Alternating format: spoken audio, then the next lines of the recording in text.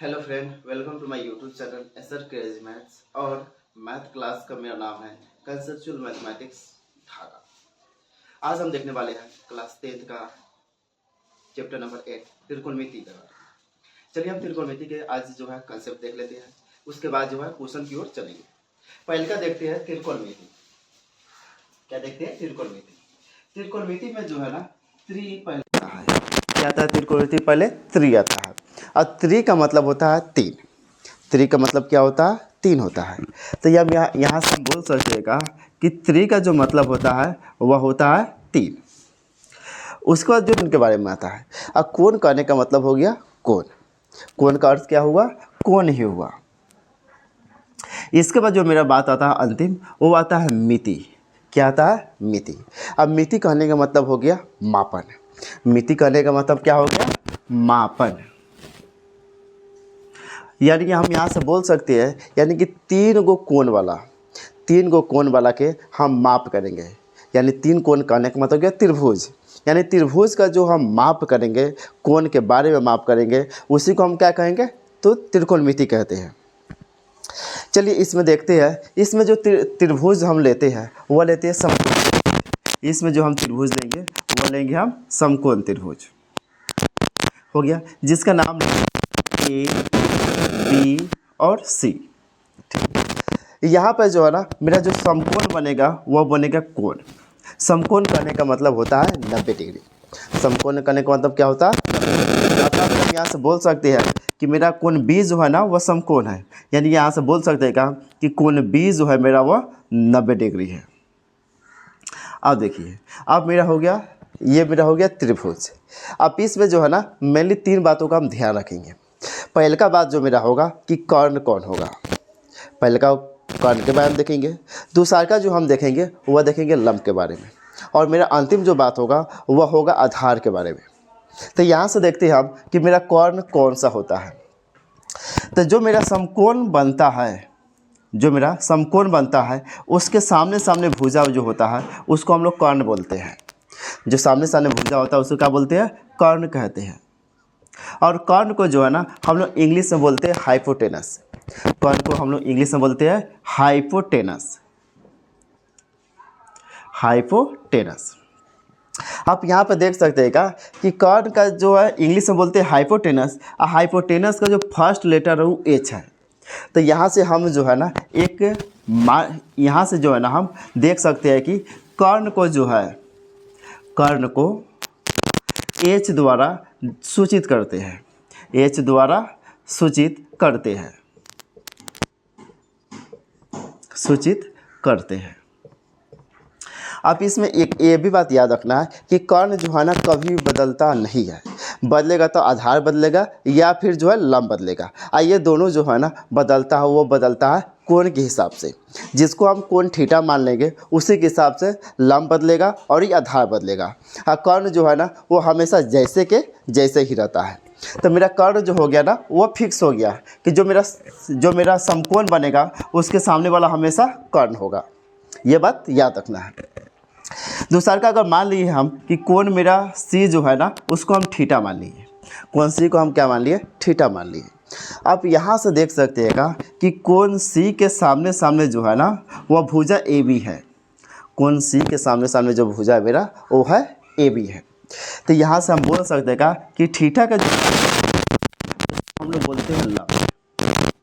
Theta का जो सामने भुजा होता है उसको हम लोग बोलते हैं लंब। और लंब को इंग्लिश में बोलते हैं परपेंडिकुलर।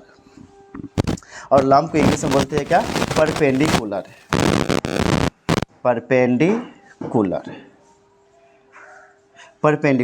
और परपेंडिकुलर का जो है ना फर्स्ट लेटर जो है वो है पी। तो यहाँ से हम बोल सकते हैं कि लंब को जो है ना पी द्वारा सूचित करते हैं। लंब को जो है हम पी द्वारा सूचित करते हैं। इसमें तीन बात देखना था, दो बात हम देख चुके हैं। पहले का देख चुके हैं कि कर्ण कौन होता है।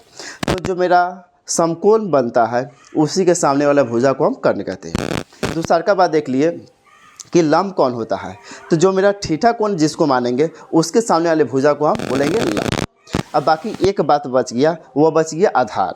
तो जो मेरा आधार बच गया ना, तो जो बच गया है वही मेरा क्या हो जाएगा? आधार हो जाएगा। तो नीचे जो मेरा बचेगा BC भुजा बच गया है, तो BC जो भुजा बच गया है इसको हम लोग बोलेंगे आधार। और आधार को इंग्लिश में बोलते हैं हम लोग बेस। आधार को इंग्लिश में बोलते हैं बेस। तो यहाँ से हम बोल सकते हैं कि आधार को जो है ना, आधार को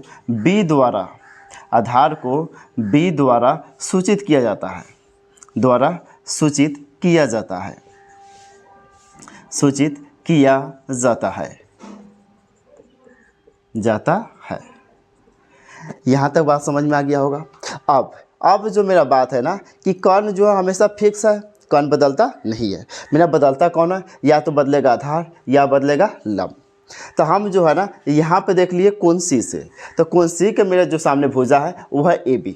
AB भुजा मेरा हो गया लंब, और लंब को इंग्लिश में बोलते हैं परपेंडिकुलर।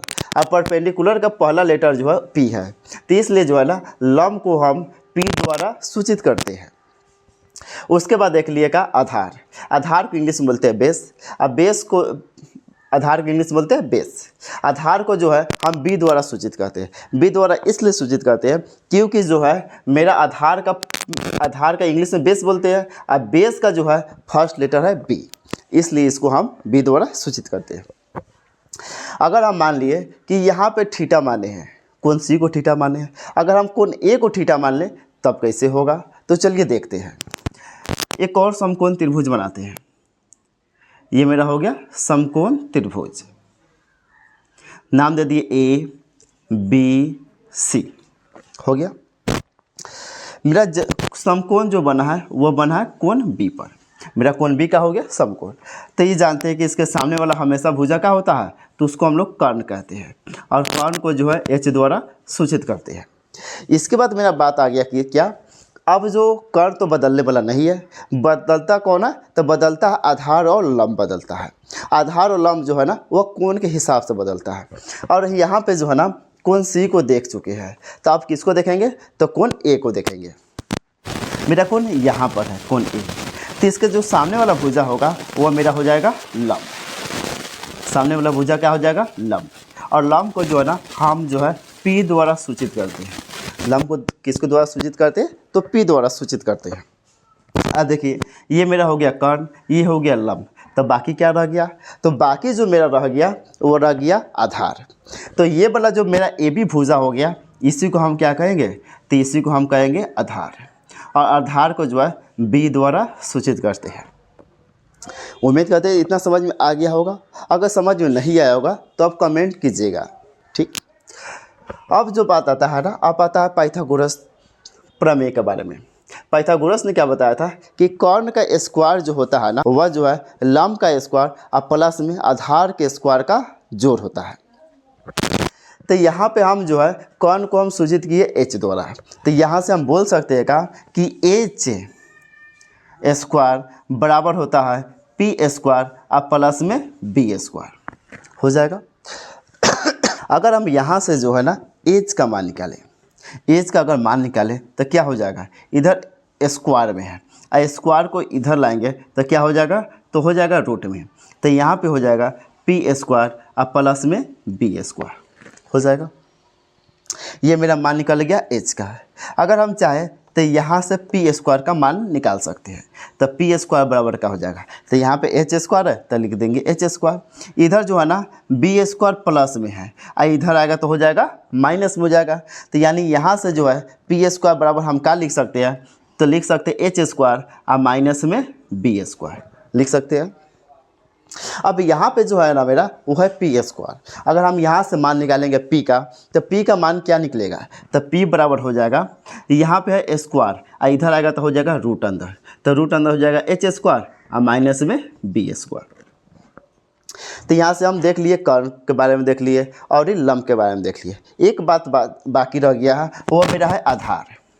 तो यहाँ B स्क्वायर का यानी B स्क्वायर बराबर का हो जाएगा, H स्क्वायर है तो H स्क्वायर, इधर एक प्लस में P स्क्वायर, इधर आएगा तो माइनस में हो जाएगा P स्क्वायर। यानी यहाँ से हम B बराबर लिख सकते हैं, इधर है स्क्वायर में, और जब भी स्क्वायर को बराबर को उस साइड ले आते हैं तो हो जाता है रूट में। तो इसको हम क्या लिख देंगे, तो रूट अंदर लिख सकते हैं H स्क्वायर और माइनस में P स्क्वायर। इतना बात तो समझ में आ गया होगा। अब देखते हैं फार्मूला। पाइथागोरस प्रमेय के हिसाब से एच स्क्वायर बराबर होता है P square plus B square. तो हम क्या किए हैं, यहाँ से जो एच का मान निकाल लिए है, यहाँ पे स्क्वायर है और स्क्वायर को इधर लाएंगे तो हो जाएगा रूट में, तो रूट में क्या हो जाएगा P square plus B square. यानी हम यहाँ से बोल सकते हैं कि एच बराबर जो होता है वो मेरा होता है रूट अंदर P square plus B square. दूसरा चीज़ जो है हम यहाँ से देखिए पी स्क्वायर बराबर, तो यहाँ से हम पी स्क्वायर का जब मान निकाले हैं तो यहाँ पे एच स्क्वायर प्लस में है तो प्लस में है। आप देखो यहाँ पे जो है ना बी स्क्वायर प्लस में है, तब बराबर के इस साइड लाएंगे प्लस वाला किस में हो जाता है माइनस में। अब बी स्क्वायर है तो हो गया बी स्क्वायर। उसके बाद जो है ना यहाँ पे स्क्वायर है, तो जब भी स्क्वायर जो है ना बराबर की साइड में आएगा तो हो जाएगा रूट अंदर, यानी यहाँ से पी बराबर का हो गया तो रूट अंदर H square minus B square. अब यहाँ से हम निकालेंगे बी स्क्वायर का मान, तो यहाँ से बी स्क्वायर था तो बी स्क्वायर लिख दिए, एच स्क्वायर है तो एच स्क्वायर लिख दिए। यहाँ पर पी स्क्वायर प्लस में है, इधर आएगा तो माइनस में। यहाँ पे स्क्वायर था और स्क्वायर को जब बराबर को उस ले जाते हैं तो हो जाता है मेरा रूट में, तो इधर था स्क्वायर में, इधर आया था रूट में, यानी बी बराबर हो गया H square minus P square. उम्मीद करते इतना बात समझ में आया होगा। अब हम चलेंगे साइन थीटा की ओर, यानी कि देखेंगे त्रिकोणमितीय अनुपात। त्रिकोणमितीय अनुपात जो होता है ना वो 6 होता है। पहले का होता है साइन थीटा, दूसरा का होता है कॉस थीटा, तीसरा का होता है टेन थीटा, चौथा होता है कॉट थीटा, पांचवा होता है सेक थीटा और छठा होता है कोसेक थीटा। इसके बारे में जानेंगे और इसका जो फार्मूला होता है वो भी देखेंगे और इसका पूरा नाम क्या है वो भी देख लेंगे। अनुपात होता है वो 6 होता है। ऐसे बोल सकते हैं का कि त्रिकोणमितीय अनुपात, त्रिकोणमितीय अनुपात 6 होते हैं। पहले का देख लेते हैं। पहले का जो मेरा हुआ है साइन, क्या मेरा है पहले का जो मेरा है वो है साइन। साइन जो है ना पूरा लिखाता है SINE। साइन का पूरा नाम क्या है तो साइन ही है, इसका पूरा नाम होता है SINE। हम लोग शॉर्ट में जो बोलते हैं वो बोलते हैं SIN। दूसरा का बताता है कॉस, दूसरा का बताता है कॉस, और कॉस का जो है ना पूरा नाम है कोसाइन। कॉस का पूरा नाम है कोसाइन। देखिए पहले का होता है साइन, साइन SIN, ये मेरा हो गया शॉर्ट, और इसका पूरा नाम होता है SINE साइन।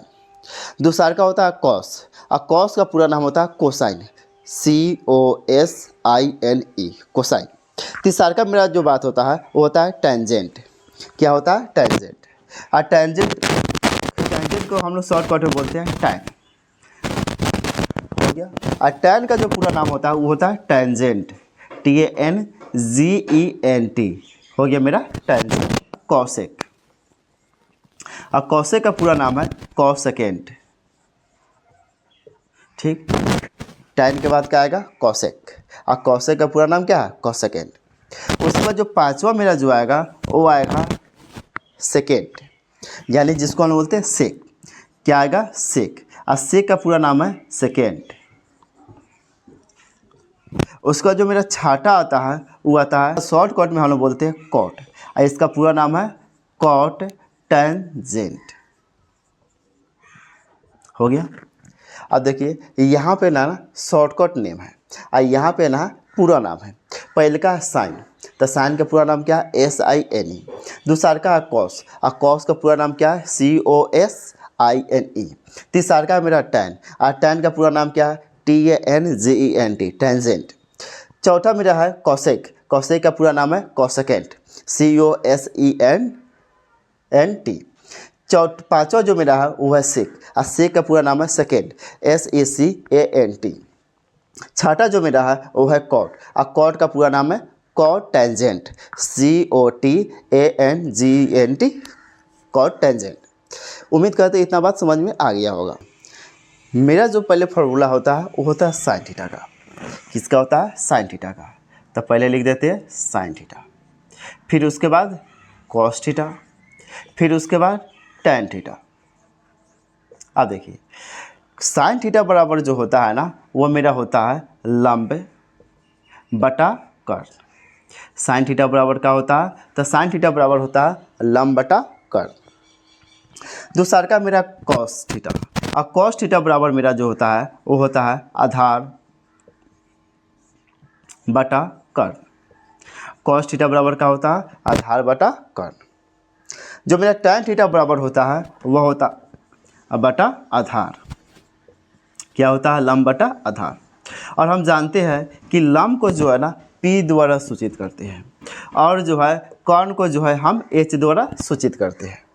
तो यहाँ पे हम लिख सकते हैं कि साइन थीटा बराबर P बटा H भी होता है। ठीक। दूसरा का जो है ना कॉस थीटा, आधार को जो है ना हम B द्वारा सूचित करते हैं, और कर्ण को जो है हम H द्वारा हम सूचित करते हैं। तो यहाँ से बोल सकते हैं का कि कॉस थीटा बराबर होता है B बटा H। तीसरा का जो मेरा है वह है लंब बटा आधार, और लंब को जो है ना हम P द्वारा सूचित करते हैं, और आधार को जो है ना हम B द्वारा सूचित करते हैं।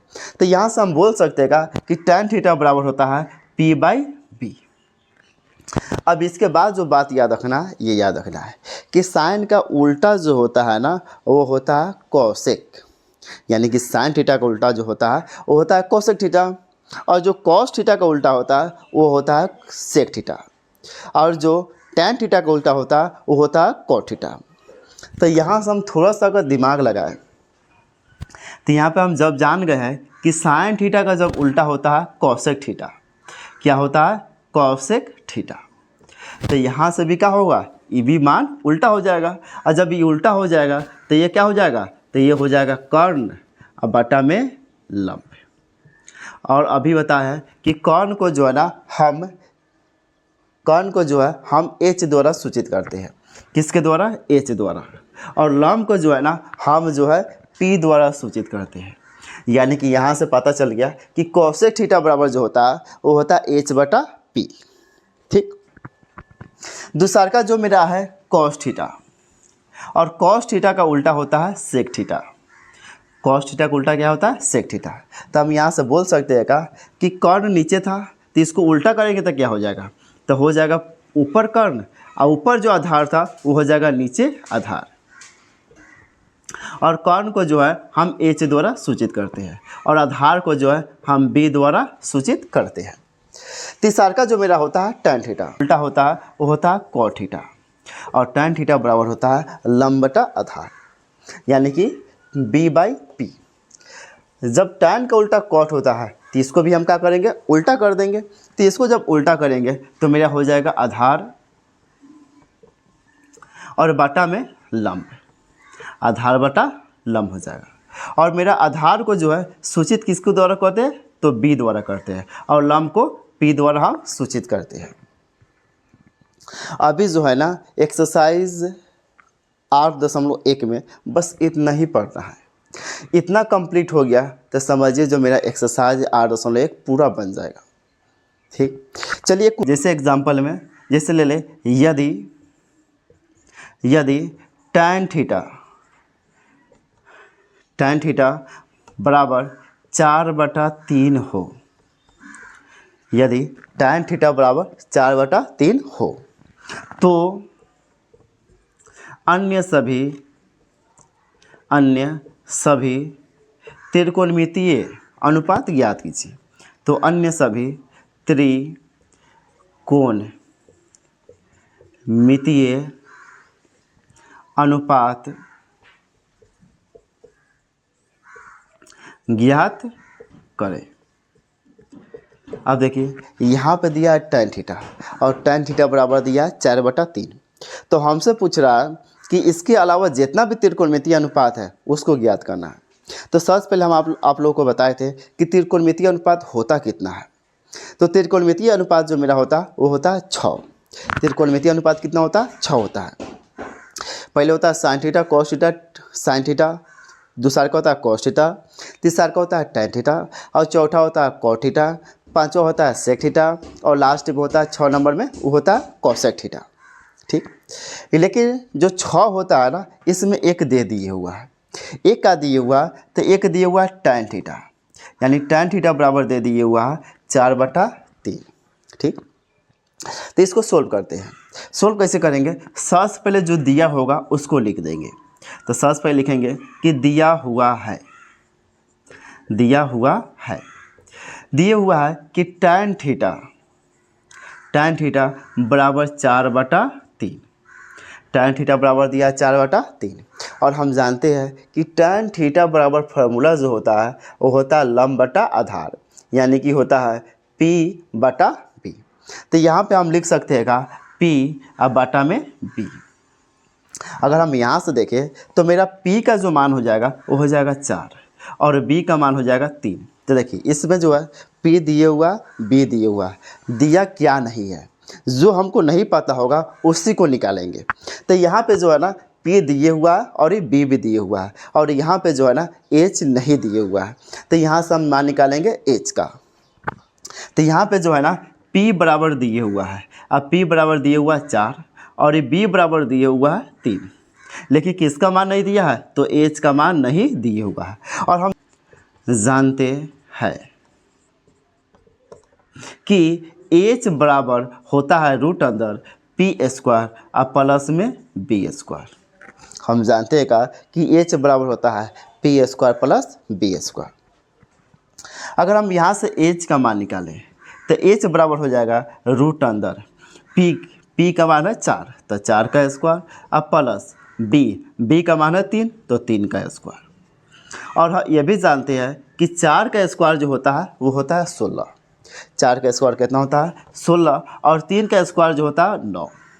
तो यहाँ से हम जो है H का जब मान निकालेंगे तो हो जाएगा 16 + 9, और 16 + 9 होता है 25, यानी H बराबर हो जाएगा √25।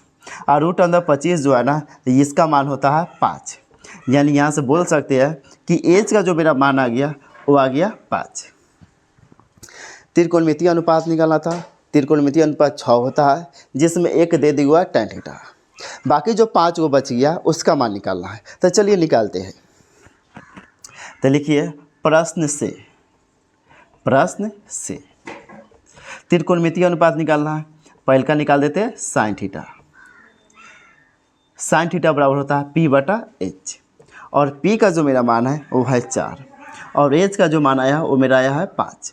उसके बाद होता है cos थीटा, और cos थीटा बराबर होता है B/H, और B का जो मेरा मान है वो है 3 और H का जो मान आया मेरा वो आया 5। उसके बाद होता है tan थीटा, और tan थीटा यहाँ पर दे दिया है तो इसको निकालने की ज़रूरत नहीं है। tan थीटा के बाद आता है cot थीटा, tan थीटा के बाद आता है cot थीटा, और cot थीटा बराबर होता है B/P, और यहाँ पर B का जो मान दिया है वो दिया है 3 और P का मान दिया है वो दिया है 4।